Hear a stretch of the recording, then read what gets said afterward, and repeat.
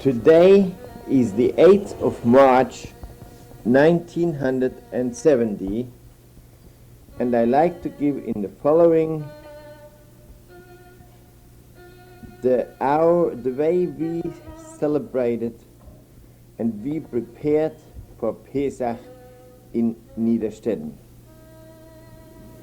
Pesach in Niederstetten. Ever since my childhood, Passover was one of the holidays we looked forward to with joy and expectancy.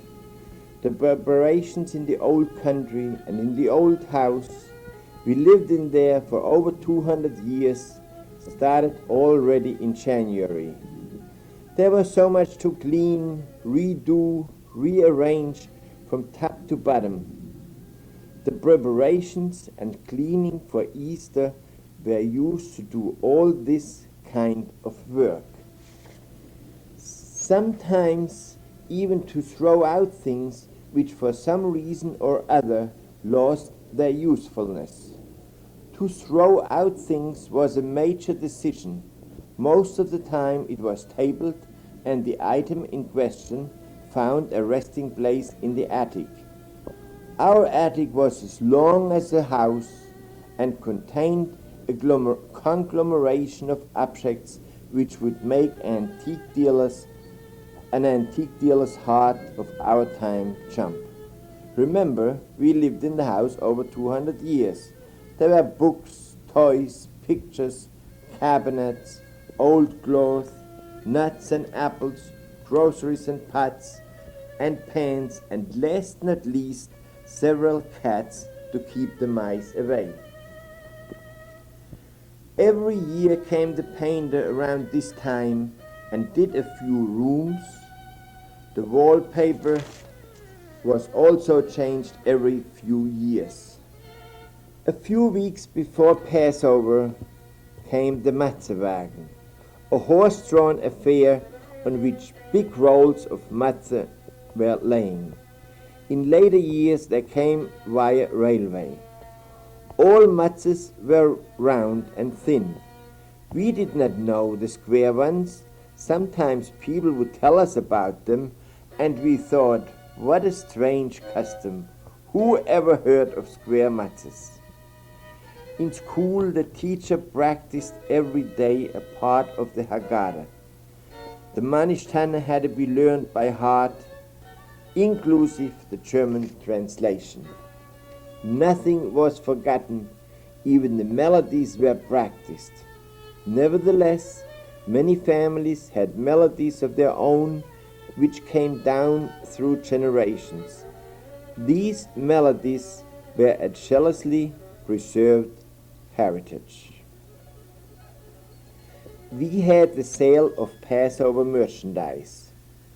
Many years ago, my family had all groceries all year round, but Father gave this up. The reason he kept the Passover sale was that he saw many abuses in the city, especially price-wise, that he wanted to avoid this in our small town. Passover should not be a big financial sacrifice for the hard-working people. About 3 weeks before the holiday, half of our store was cleaned and set aside for Passover merchandise. Scales which were not used all year were unpacked. Most of the items had to be weighed. Packaged merchandise made its appearance much later. Starting about a week before Passover, many kitchen dishes, etc., were brought up to the attic. On the way down, Passover dishes were taken along and brought into the kitchen. Who did this all? Naturally, Mother was in charge of everything, but she had always a maid and 1 or 2 Gentile women from the neighborhood to help her. I must say, to the credit of our Gentile help, that they were very careful not to mix up anything, and believe me, it was the most difficult time in our house then. Fleischige, milchige and parve dishes On top of this, Passover ware and all year-round utensils. To talk about all the work that was going on would lead too far. Just remember, there was nothing ready-made. Every cake, every dish had to be made from scratch and often well in advance. The day before Passover was Chometz battle. The family gathered in the living room. Father had an empty bag in which he put the afikomen from last year. Then he started to say the prayer. One of us boys carried a lamp with a burning candle.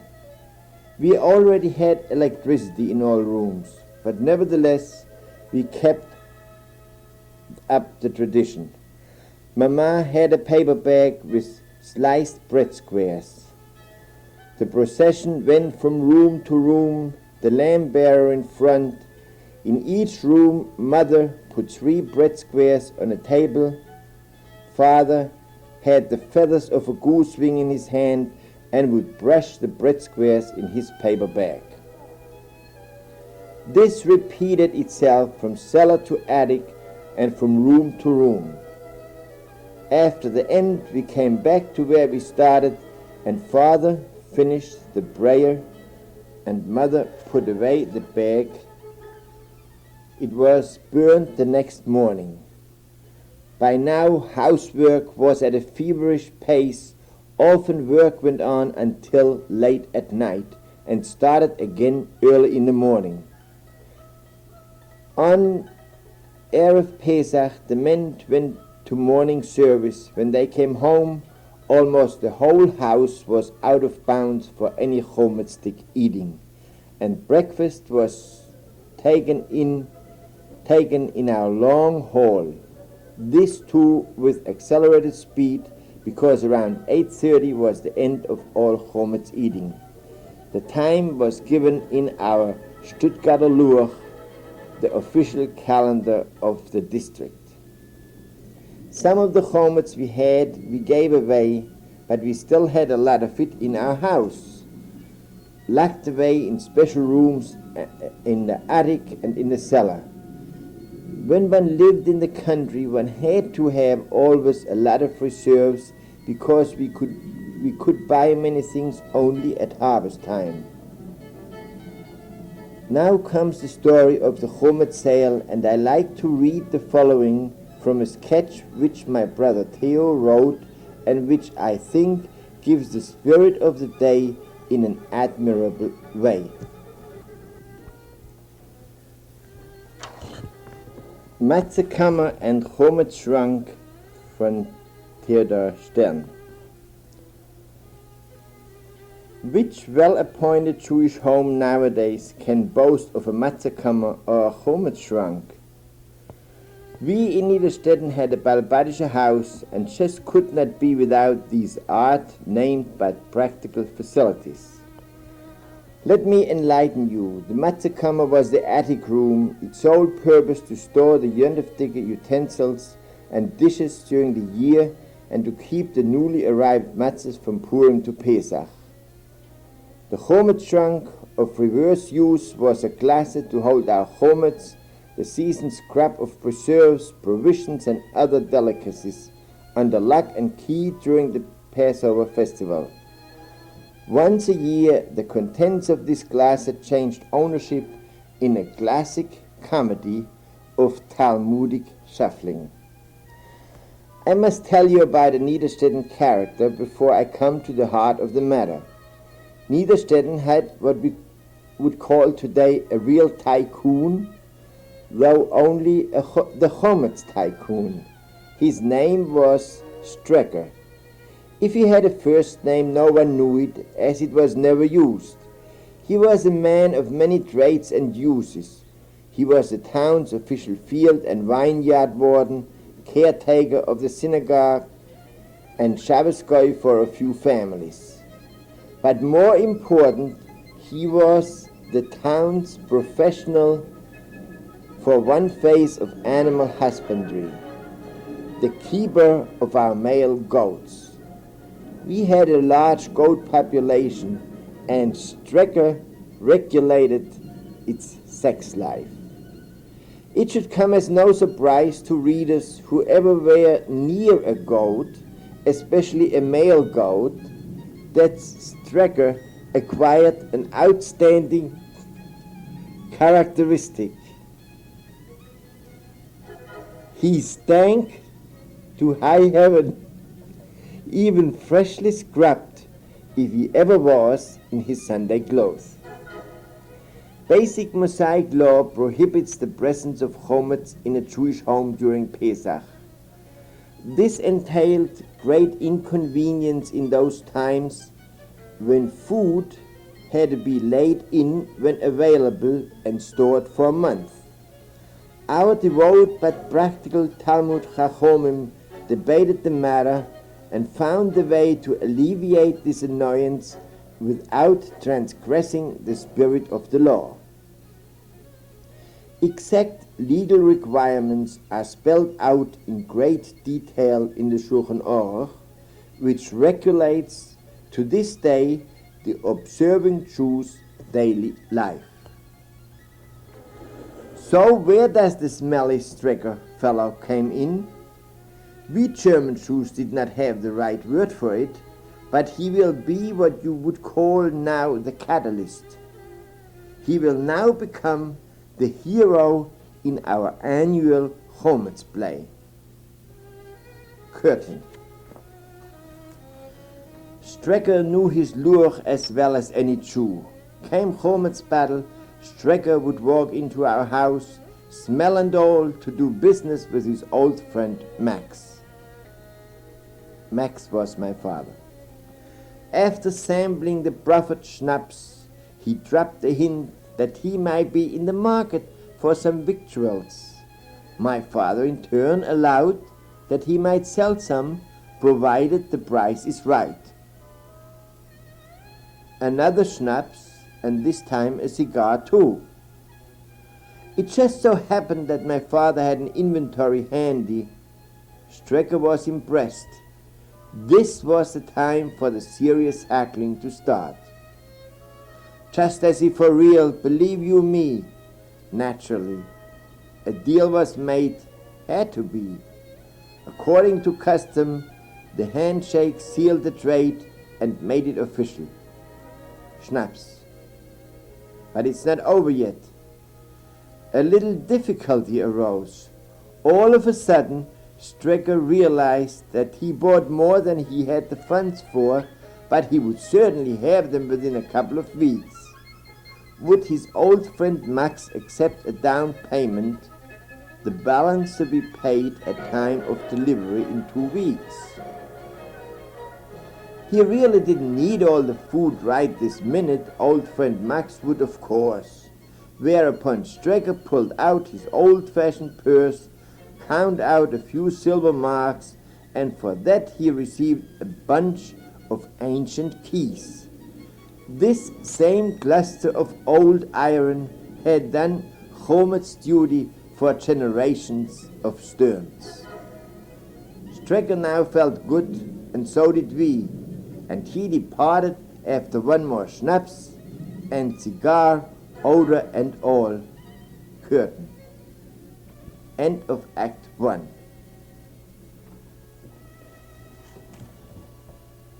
Act 2 unfolds after a long and happy yontif. The Matzekost by now had lost its appeal, and everyone was looking forward to a piece of black bread. But not so fast, please. A crestfallen Strecker arrived right after Havdalah in the Rumpelnacht. Rumpelnacht was the last, it was called the night after Passover was finished.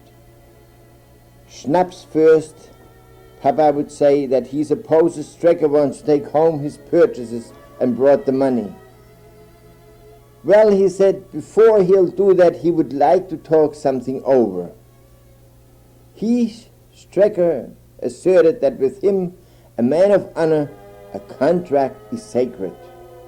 Unfortunately, he, a poor man, had been unable to raise the cash needed to take home his merchandise. Would his old friend Max consider canceling the deal? But old friend Max also held high the sanctity of a contract, and therefore, regretfully, he would have to decline. Reflective silence, practice in many years of homage trading. We, when little children, hung on every word and followed every gesture. When older, we found great pleasure in comparing the present spiel with one of past years. Enough thinking had been done by now to solve the dilemma. After all, there was only goodwill involved. Papa came up with a tie-breaking solution. Suppose Papa would buy the homage from Strecker, and it was pointed out specifically that Strecker owned such homage. What price will he ask for it? My father never missed to add that by now the market for homage is at its lowest. Now Strecker is the seller and good friend Max the customer. Time out for schnapps. This was Strecker's busy night, and as he had other similar deals to conclude, the compromise was quickly reached and the deal made, finalized with a handshake.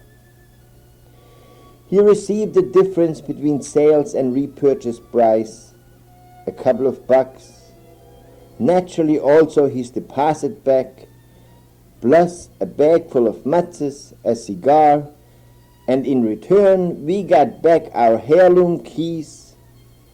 Just as happy as a goat he departs, schnapps and smell. Curtain falls. The great David ben Mordechai Halevi reflected upon this kasha. What if a fella like Strecker would come up with the dough and demand delivery?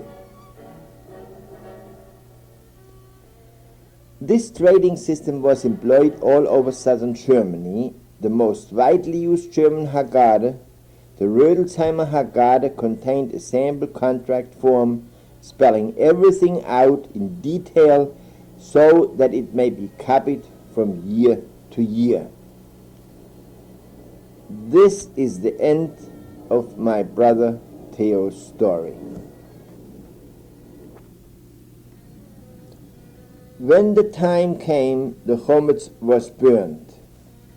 In the kitchen and in the house, the transition from homage-stick to yöndefstick was now complete. For lunch we had the traditional matzo balls, but those were no miniature editions. They were real big. The afternoon passed with 1,001 preparations, cooking in the kitchen, cleaning the house, getting things ready for Seder, and father got the barrel of wine ready, which he put aside during harvest time for this occasion. We did get often a new suit for Passover. It was made by the local tailor, and somehow never ready before the afternoon of the holiday. Well, the time came for father and us boys to get dressed. Father looked always very dignified in his black suit and high hat. We left together, each carrying his holiday prayer book. Services were short, but we did not hurry home as usual because Seder would not start until nightfall.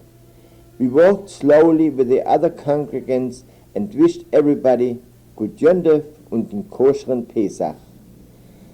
Our house was small towards the street. It was old.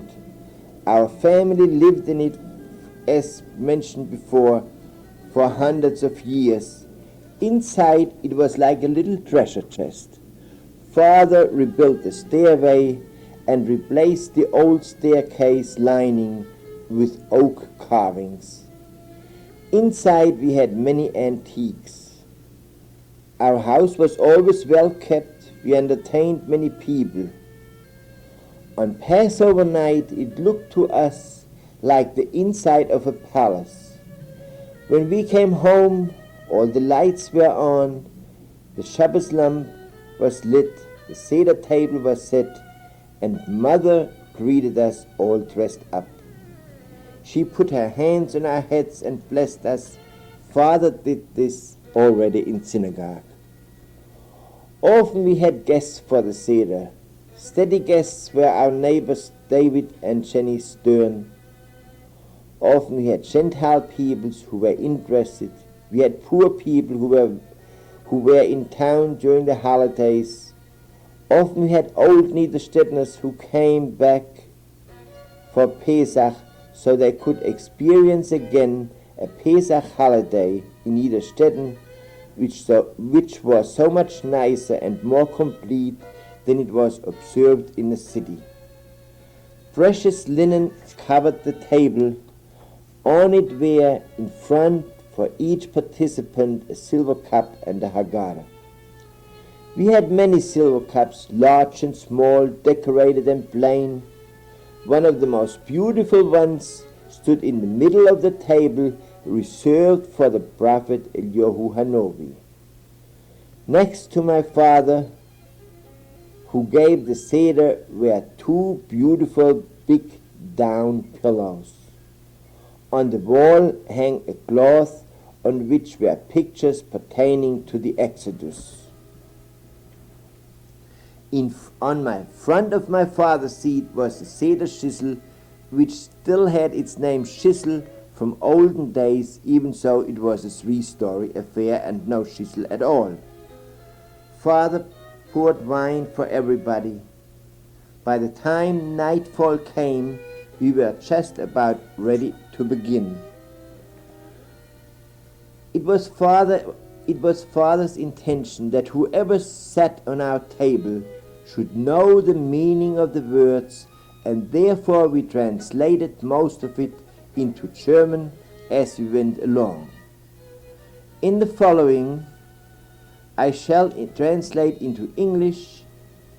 I will also translate some into German in commemoration of many generations of my ancestors who lived in German lands, and especially in the town of Niederstetten and its surroundings.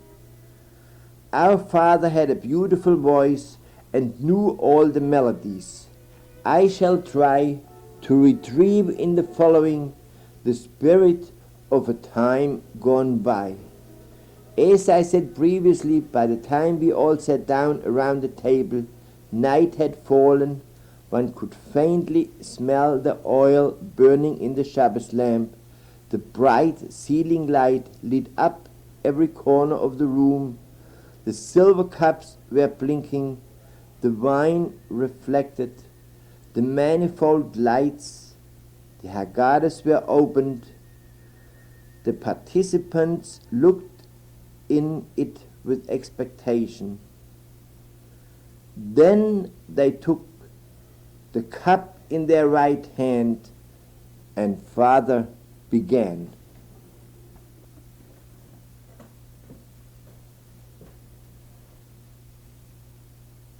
Savrayim Ron Rabbosai, Baruch Ato Adonai, Eloheinu melech haolam, Borei beri hagofen.